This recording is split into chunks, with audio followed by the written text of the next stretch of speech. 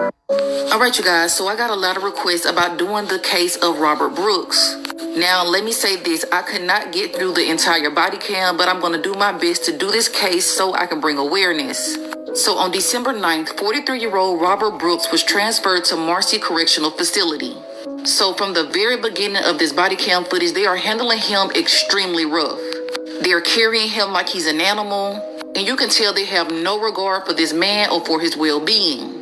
Now, we know that there is body cam footage of this entire incident, but there is no audio, and this is why. Our officers had their body-worn cameras powered on, but did not activate them. So their cameras were recording video in standby mode without recording. Now, once they make it inside of this facility, they slam him down on an infirmary table. And y'all, that's when they start to torture and brutally assault Robert. Now, Robert is picked up by his neck, he's slammed down, he's kicked, he's punched, he's choked. And y'all, in this room is 13 correctional officers and it's a nurse. Now, even if they didn't participate in the actual beating, a lot of them stood around laughing. And y'all, just by the looks on everybody's faces, you can tell that this was amusing to them. You could tell that they did this before. Now, the beating ended up being so bad to the point where he's unresponsive and they take him to a hospital. And y'all, that very next day, Robert dies. So the Attorney General basically just released this body cam footage because she has been doing an investigation since December 10th.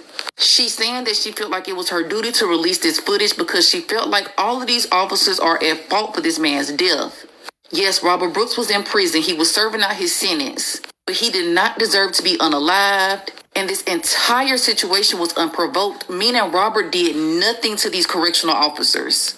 Now, we later find out that 4 of these correctional officers were also named in a lawsuit a few years ago.